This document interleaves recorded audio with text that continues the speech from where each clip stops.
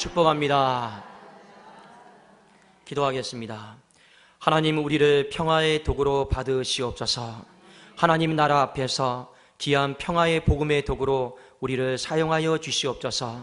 이 예배 가운데 주님의 평화를 내려 주시옵소서. 말씀을 듣겠습니다. 사람의 말로 받지 아니하고 하나님의 말씀으로 받게 하여 주옵소서. 예수 그리스도의 이름으로 기도드리옵나이다. 아멘. 하나님께서 우리에게 주신 말씀은 사도행전 10장 9절에서 16절 말씀입니다. 사도행전 10장 9절에서 16절 말씀, 신약성경 204면 정도에 있습니다.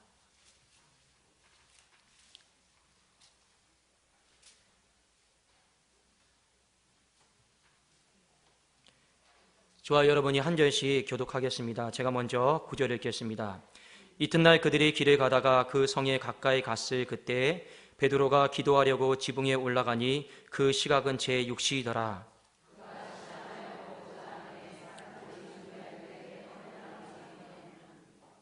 하늘이 열리며 한 그릇이 내려오는 것을 보니 큰 보자기 같고 네 길을 메어 땅에 들이웠더라.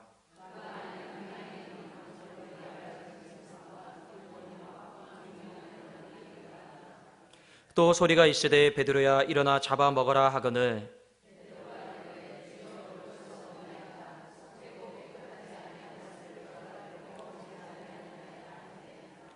또 두 번째 소리가 있으되 하나님께서 깨끗하게 하신 것을 네가 속되다 하지 말라 하더라. 이런 일이 3번 있은 후 그 그릇이 곧 하늘로 올려져 가니라. 아멘. 오늘은 하나님 나라를 세우는 사람, 만드는 사람이다 라는 제목으로 설교의 말씀을 나누고자 합니다. 10장 9절에 보면 베드로가 기도했더라라고 하는 내용이 나오고 있습니다. 베드로가 무엇을 놓고 기도했을까 우리가 구체적으로 좀 알 수는 없지만 이 사도행전의 전체적인 어떤 관점 속에서 보면 사도행전은 하나의 통일되는 그 주제가 있습니다. 그 주제의 내용이 하나님 나라입니다. 하나님 나라가 이 땅에서 어떻게 세워지는가, 어떻게 교회다라고 하는 것을 통해서 뻗어져 나가는가. 사도행전 1장부터 끝장까지는 한 가지 통일되는 이 주제 속에서 모든 기도와 내용과 교회의 어떤 세워짐들이 하나하나씩 진행이 되어지고 있습니다. 그래서 우리가 조금 추측할 수 있는 것은 베드로 역시도 하나님 나라를 위해서 그가 시간을 정해놓고 다른 사도들처럼 기도했을 거다라고 하는 것을 우리는 알 수가 있습니다. 먼저 사도행전에서 모든 이 관점이 안에 일어나는 내용들을 하나님 나라라고 하는 이 관점 속에서 좀 우리가 봐야 된다라는 것을 좀 일깨워주고 있는데 우리 성경 두 구절만 좀 같이 좀 먼저 보도록 하겠습니다. 사도행전 1장 3절입니다. 같이 한번 읽어보도록 하겠습니다. 시작. 그가 고난 받으신 후에 또한 그들에게 확실한 많은 증거로 친히 살아계심을 나타내사 40일 동안 그들에게 보이시며 하나님 나라의 일을 말씀하시니라. 사도행전 1장 1절하고 2절은 이 누가가 데오빌로 각하에게 왜 내가 이것을 썼는지 어떤 편지의 어떤 기본적인 내용을 적어 놓은 것이고 본격적인 사도행전 1장의 내용은 이 3절입니다. 이 3절의 내용이 무엇이냐면 하나님의 나라가 어떻게 진행될 것이냐. 성경 한 구절 더 보도록 하겠습니다. 사도행전 28장 31절, 사도행전 끝장의 끝절을 같이 한번 보도록 하겠습니다. 읽겠습니다. 시작. 하나님 나라를 전파하며 주 예수 그리스도에 관한 모든 것을 담대하게 거침없이 가르치더라. 보시면 알겠지만 사도행전의 시작과 끝이 하나님의 나라입니다. 이 하나님의 나라라고 하는 이 줄 속에 제자들이 기도했고 교회를 세워나갔고 전도했고 이 모든 내용들이 다 관련이 되어져 있습니다. 베드로가 시간이 되어서 하나님께 기도했습니다. 그의 마음속에는 늘 하나님의 나라가 어떻게 하면 뻗어져 나갈 수 있을까 이것을 생각하고 기도를 했습니다. 그런데 오늘 사도행전 10장 말씀에 보면 하나님께서는 하나님의 나라가 뻗어져 나가는 그 원리에 대해서 어떤 응답에 대해서 답을 주셨는데 그 답의 내용이 바로 큰 보자기의 사건이었습니다. 하나님이 베드로에게 말씀하셨습니다. 큰 보자기 안에 있는 짐승들을 잡아먹어라. 그런데 베드로가 어떻게 합니까? 잡아먹지를 않고 불순종합니다. 3번씩이나 이런 일이 반복되었더라라고 성경은 우리에게 가르쳐주고 있습니다. 왜 잡아먹지 않느냐? 이유가 나와 있는데 사도행전 10장 13절과 14절을 좀 같이 우리 읽어보도록 하겠습니다. 같이 읽을까요? 시작. 또 소리가 있으되 베드로야 일어나 잡아먹어라 하거늘 베드로가 이르되 주여 그럴 수 없나이다. 속되고 깨끗하지 아니한 것을 내가 결코 먹지 아니하였나이다 한데, 큰 보자기 속에 있는 이 짐승들은 구약시대 때 부정한 짐승들이었습니다. 오늘날로 말하면 베드로 시대 때 말하면 이방 사람들이었죠. 보자기의 의미는 하나님의 나라가 예루살렘과 유대와 사마리아를 지나서 땅 끝까지 뻗어져 나가야 된다라고 하는 어떤 하나님의 메시지였습니다. 그런데 베드로는 어떻게 합니까? 3번씩이나 거절합니다. 기도하면서 그 뜻을 이해를 하지 못합니다. 왜 하나님께서는 내 어떤 지식과 내 경험과 간섭에 배치되어지는 것들을 나에게 자꾸만 말씀하실까? 어떤 응답에 대한 답을 찾지를 못하고 이 머릿속에 퀘션 마크를 붙이고 이렇게 고민을 하고 있었습니다. 오늘 본문 말씀에서 우리에게 한 가지 전해주고 있는 중요한 메시지가 있습니다. 우리가 왜 기도를 합니까? 기도하는 목적 중에 몇 가지가 있는데 하나님의 뜻을 알고 싶기 때문에 우리는 기도를 합니다. 하나님의 뜻을 구하는 기도만큼이나 중요한 것이 무엇이냐면 순종이다라고 하는 것을 우리에게 일깨워주고 있습니다. 베드로 본인 자신은 하나님의 나라를 구하고 있습니다. 베드로 본인 자신은 하나님의 나라가 이제 예루살렘과 유대에서 어느 정도 진행이 되어졌는데 어떻게 더 뻗어져 나갈 수 있습니까? 좀 이러한 것들을 생각하며 구하고 있는데 정작 하나님께서 거기에 대한 메시지와 응답을 주셨을 때 베드로는 순종하기를 굉장히 어려워했습니다. 성경 말씀이 우리에게 주는 한 가지 교훈이 있습니다. 그것은 무엇이냐면 하나님의 나라가 뻗어나감에 있어서 제일 걸림돌이 되는 것이 있는데 그것은 다른 어떤 것이 아니라 바로 나 자신이다라고 하는 것을 성경은 가르쳐주고 있습니다. 오늘 본문 말씀에 보면 하나님의 나라가 뻗어나감에 있어서 제일 걸림돌이 되는 사람은 누구입니까? 그 당시에 가장 이스라엘의 수장이었던 그리고 예수님의 수제자였던 베드로 자신이었다라고 하는 것을 성경은 우리에게 가르쳐주고 있습니다. 그래서 이 사건을 통해서 우리는 정말로 하나님의 나라가 세워지기를 원하고 뻗어져 나가기를 원하는데 그러면 우리는 해야 될 것이 무엇입니까? 바로 하나님 앞에 순종합니다라고 하는 것을 성경은 일깨워주고 있습니다. 구약시대 몇 사람의 예를 제가 한번 좀 들어보겠습니다. 사울이라고 하는 사람 아시죠? 이스라엘의 초대 왕이었습니다. 하나님은 이스라엘이라고 하는 이 나라가 좀 더 조직적이고 체계적으로 잘 세워져서 그래서 왕을 세우시고 이 사울이라고 하는 사람을 통해서 이스라엘이라고 하는 하나님의 나라가 점점 뻗어나가기를 원했습니다. 그런데 우리가 알고 있듯이 사울을 통해서 하나님의 나라가 잘 뻗어나갈 것처럼 보였지만 중간에 중단이 되어버립니다. 이유는 무엇 때문에 그럴까요? 순종하지 않았던 사울 왕 때문에 그렇습니다. 우리가 사울 생각을 하면 한 가지 중요한 성경 구절이 떠오르지 않습니까? 순종이 제사보다 낫다. 자, 이 말을 왜 사무엘 선지자가 사울 왕에게 이렇게 했을까요? 우리 한번 성경 사무엘상 15장 20절에서 22절 말씀을 같이 한번 읽어보도록 하겠습니다. 찾으셨습니까?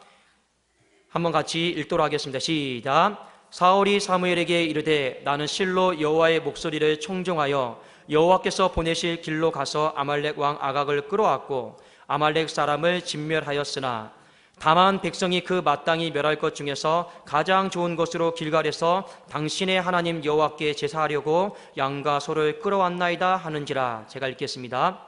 사무엘이 이르되 여호와께 번제와 다른 제사를 그의 목소리를 청종하는 것을 좋아하심같이 좋아하시겠나이까? 순종이 제사보다 낫고 듣는 것이 순양의 기름보다 나으니. 왜 사무엘 선지자가 사울 왕에게 순종이 제사보다 낫다라고 하는 의미는 어떤 의미입니까? 당신의 마음속에는 예배, 예배, 예배 이렇게 말은 하고 있는데 그 예배를 드리는 마음속에 이미 순종할 마음 없이 예배를 드리고 있지 않습니까? 거기에 대한 강력한 책망의 말씀이었습니다. 우리도 예배를 드리지만 내가 순종할 마음을 가지고 예배를 드리는 사람이 있고 그냥 몸만 앉아서 예배를 드리는 사람이 있습니다. 사무엘이 사울 왕에게 정확하게 지적한 것이 있죠. 당신 마음속에는 근본적으로 하나님 말씀에 대한 온전한 순종의 마음이 없다라고 하는 것을 지적하고 있죠. 그런데 이 사울 왕은 왜 순종하지 못했습니까? 왜 순종하지 못했습니까? 사울 왕은 사람의 눈치를 보는 것 때문에 그랬습니다. 왜냐? 전쟁을 마치고 이 본영으로 돌아갈 때 사울이 남겨두었던 것이 무엇입니까? 양과 염소였습니다. 양과 염소, 이 전리품이다라고 하는 것은 전쟁을 끝나고 돌아왔을 때 그 군인들의 왕의 어떤 권력과 힘과 명예의 상징이었죠. 그런데 하나님은 사울 왕이 다시 본영으로 돌아갈 때 빈손으로 돌아가게 하셨습니다. 왜냐하면 아말렉의 씨를 말리기를 원하셨거든요. 그러니까 빈손으로 돌아가고자 하니까 어떤 마음이니까? 좀 자기의 어떤 승리, 명예, 어떤 파워 이런 것들을 백성들에게 보여주고 싶은데 그렇게 할 수 있는 것이 아무것도 없어요. 그러니까 하나님의 말씀 따라서 아각 왕은 죽이지만 또 그 아말렉에게 잡아왔던 양과 염소는 다 살려두는 거죠. 그러니까 사무엘이 왜 그렇게 했냐 말하니까 아이고 하나님께 예배 드리려고 했습니다. 당신 왜 거짓말 안 하냐는 거죠. 그게 아니고 당신의 마음속에 근본적으로 순종할 마음이 없지 않습니까? 그래서 순종이 제사보다 낫다라고 이렇게 말을 하셨습니다. 사울은요 왜 순종하지 못했습니까? 하나님의 눈치를 보는 것을 더 두려워했던 것이 아니라 사람의 눈치, 사람의 어떤 명예를 보는 것을 더 크게 보았기 때문에 사울 왕을 통한 하나님의 나라는 중단되고 말았습니다. 앞에 우리가 사도행전을 통해 보았듯이 베드로는 왜 걔도 이렇게 쓰임을 받지를 못합니까? 이유가 있죠. 자신의 경험과 자신의 어떤 관습에 비해서 이 순종하지 않았기 때문에 그렇습니다. 구약 성경의 한 사람을 좀 더 보도록 하겠습니다. 솔로몬 왕입니다. 하나님은 다윗 이후에 솔로몬을 통해서 하나님의 나라가 뻗어져 나가기를 원했습니다. 그런데 우리가 알고 있듯이 솔로몬은 어떻게 합니까? 순종하지 않습니다.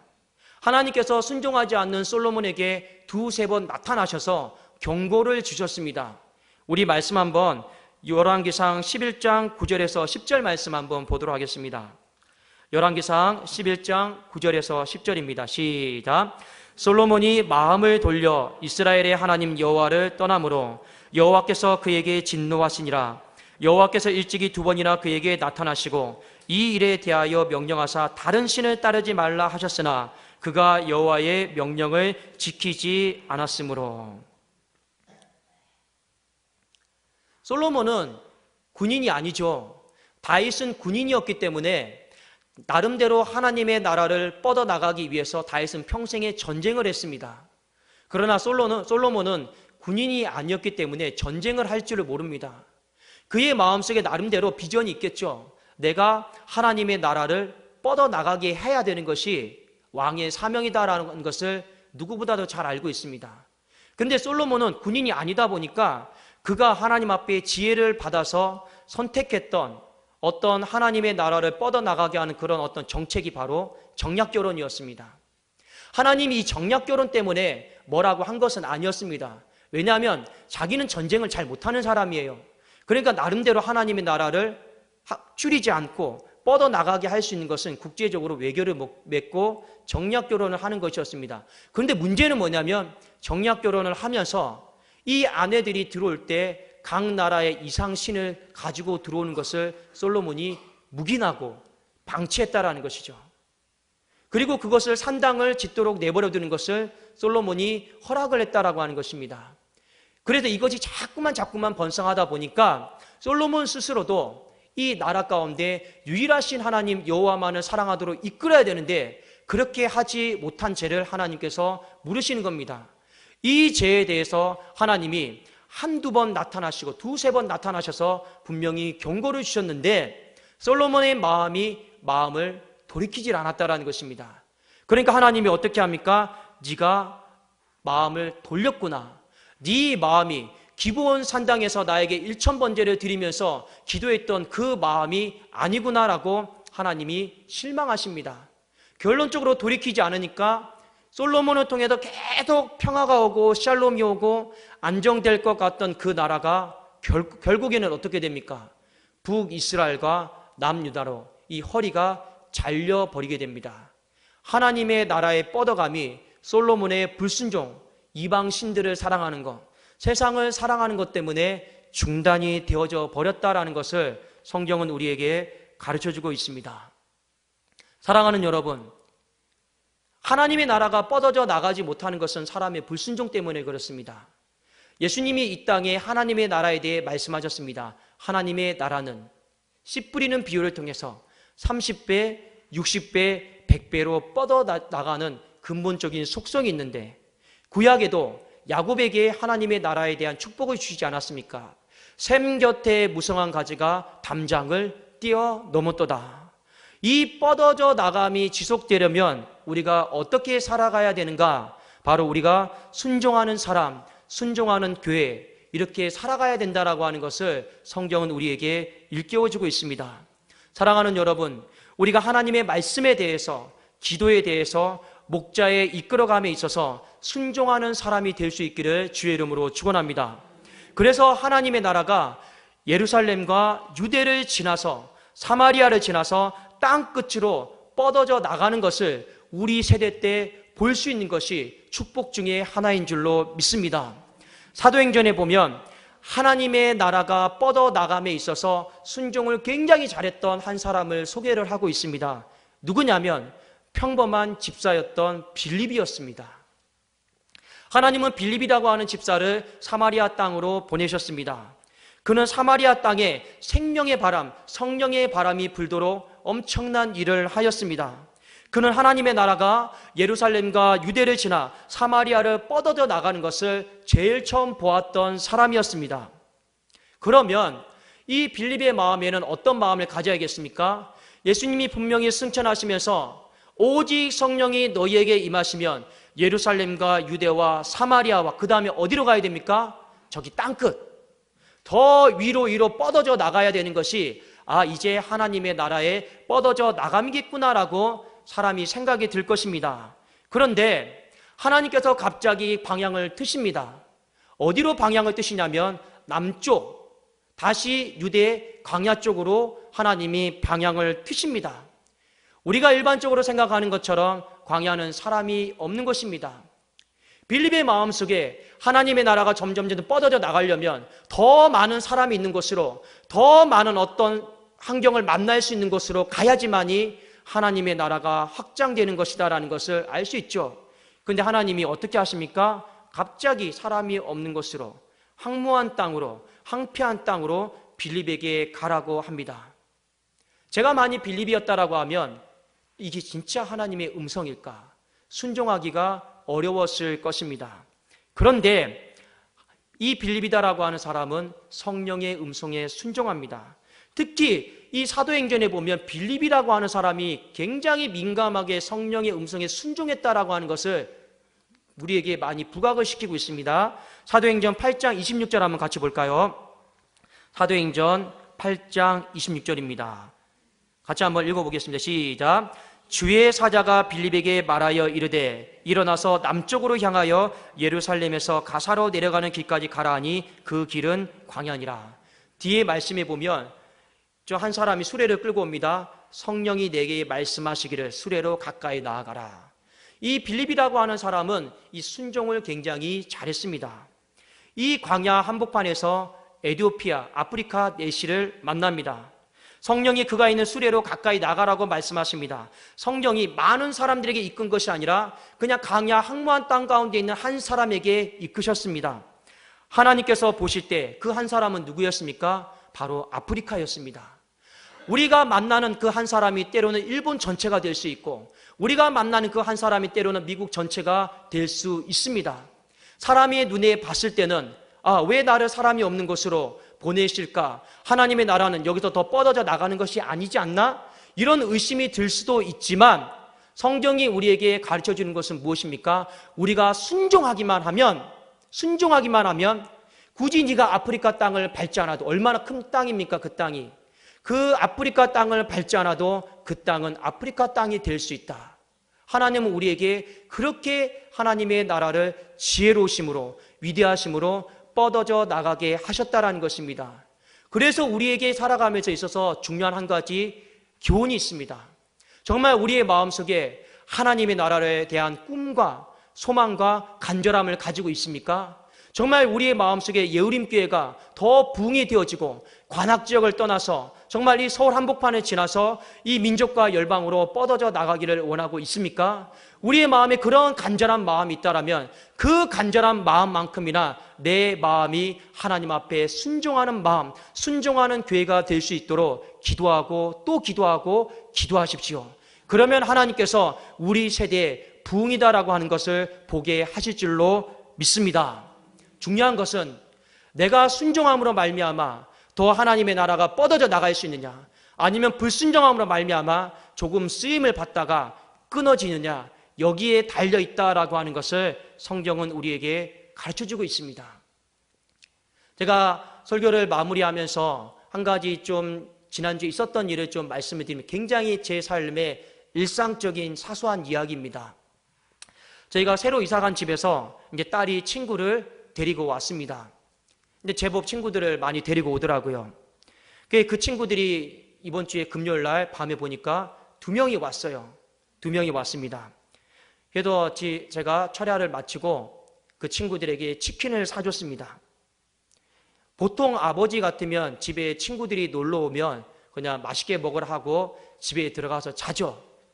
근데 저는 좀 어떻게 했냐면 꼭 목사 티를 내고 싶은가 봐요. 그래서 자, 치킨 사왔다 와 했는데, 자 이제 앉아. 이제 다현이 아빠인데, 다현이 아빠는 예우림교회 목사님이야. 그리고 우리는 기도해야 돼. 애들이 이상한 눈으로 보기 시작을 해요. 그래도 왜 제가 이렇게 했냐면, 자꾸만 하나님이 마음속에 기도할 마음을 주셨습니다. 굳이 왜 이렇게 친구들 왔는데 예수 믿는 티를 내고 기도까지 해야 되나? 그냥 들어가서 자지. 이런 생각이 드는데 제 마음속에 성령께서 기도할 마음을 주셨습니다. 그래도 기도를 다 끝냈어요. 그냥 기도 끝내고 먹고 들어가면 되죠. 그런데 이 아이들과 또 얘기를 나누고 싶은 겁니다. 그러니까 딸이 눈치를 줘요. 아빠 빨리 들어가. 왜냐하면 딸이 요즘 사춘기라서 좀 자기의 삶에 관여하는 걸 굉장히 좀 싫어합니다. 근데 제가 물었어요. 너 교회 다니니? 예, 저 예우림 교회 다녀요. 어우, 잘됐다. 너는 교회 다니니? 저는 유년부 때 잠깐 5번 정도 나왔다가 안 다녀요. 왜 안 다니니? 부모님하고 이런저런 이야기를 하는 거예요. 그래서 제가 그 아이에게 뭐라고 했냐면 딱 이 한마디만 했습니다. 얘야, 내가 솔직히 네 이름도 잘 모르겠지만 과거는 중요하지 않아. 그냥 이번 주부터 너 새 출발했으면 좋겠어. 그리고 이제 제가 한두 점 먹고 들어가서 잤습니다. 그런데 저는 참 몰랐어요. 아무것도 몰랐어요. 근데 이번 주에 딱 갔다 와서 딸이 저에게 아빠 나 전도했어 하고 무슨 초등부에서 전도 상품을 주더라고. 아빠가 먹어 가자. 이건 무슨 가자 너네 전도 행사 있었어? 그래. 근데 너 전도했어? 아니 나 전도하지 않았어. 근데 도대체 왜 이걸 나한테 주는 거야? 제가 물었는데 그 친구가 보니까 혼자 교회에 왔더라는 거예요. 제 딸이 오자고 해서 온 것도 아니고 그냥 혼자 왔더래요. 근데 이제 선생님들이 딱 물어봤대요. 너는 어떻게 왔어? 딱 이렇게 물어봤는데 이렇게 대답을 했다는 거예요. 엄목사님. 제가 너무 감사가 되었습니다. 근데 문제는 뭐냐면 제 딸이 그날 밤 저와 이야기를 나누기 시작했습니다. 아빠, 나 솔직히 요즘에 제가 김 목사님 계셔서 죄송합니다. 솔직히 요즘에 초등부 갔는데 설교가 재미가 없어. 그러니까 왜 하니까 김 목사님이 맨날 요즘 전도하라고 그래. 전도. 임마 원래 전도 설교는 아무리 누가 해도 다 재미가 없어. 그건 당연한 거야. 아빠도 청년들한테 전도 설교하면 청년들 다 재미없다고 그래. 근데 왜 이렇게 재미없어? 하니까 아빠 그게 아니고 나 정말 전도하기가 어려워. 힘들어. 내 주변에 있는 친구들 전부 다 교회 다니는데 전도하기가 너무 어려워 그랬어요.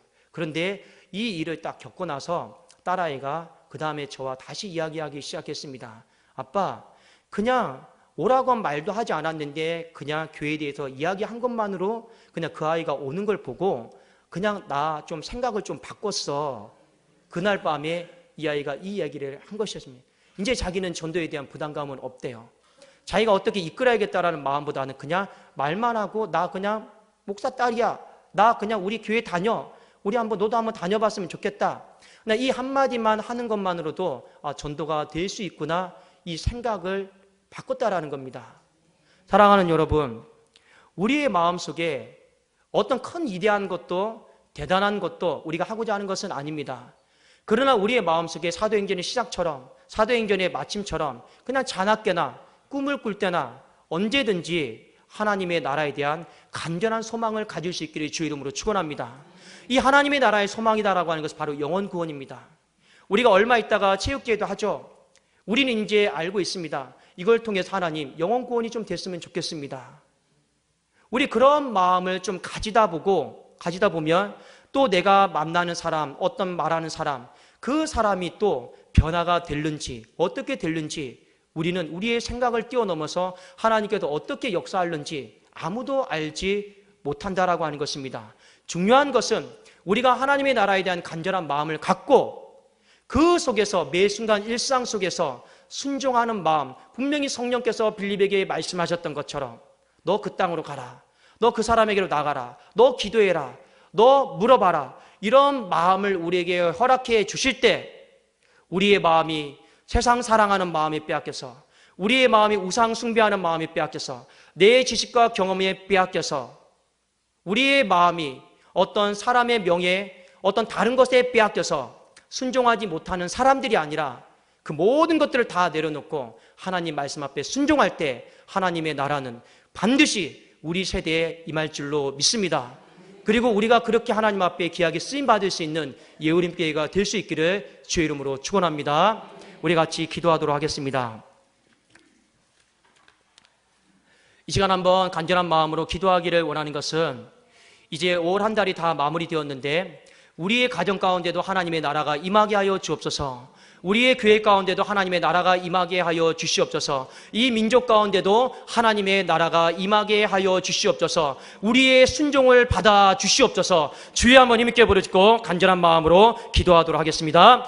주여! 아버지 하나님, 아버지 기도하기를 간절히 원합니다. 아버지 하나님, 샘 곁에 무성한 가지가 담장을 뛰어넘게 하여 주시옵소서. 아버지 하나님, 아버지여 30배, 60배, 100배로 뻗어나가는 하나님의 나라를 우리가 소망하며 바라보게 하여 주시옵소서. 아버지, 우리가 주님 앞에 순종하는 사람이 되어질 수 있도록 하나님이여 역사하여 주시옵소서. 아버지, 우리의 부족한 부분들이 많이 있습니다. 아버지여 다시 한번 주님 앞에 결단하며 기도하며 나가기를 원하오니 주여 주님 앞에 순종하는 아버지의 백성이 되어지게 하여 주시옵소서. 주여 주님 앞에 순종하고 엎드릴 수 있도록 아버지여 다시금 내 자신을 깎아내릴 수 있도록 하나님이여 도와주시고 하나님 아버지 인도하여 주시옵소서.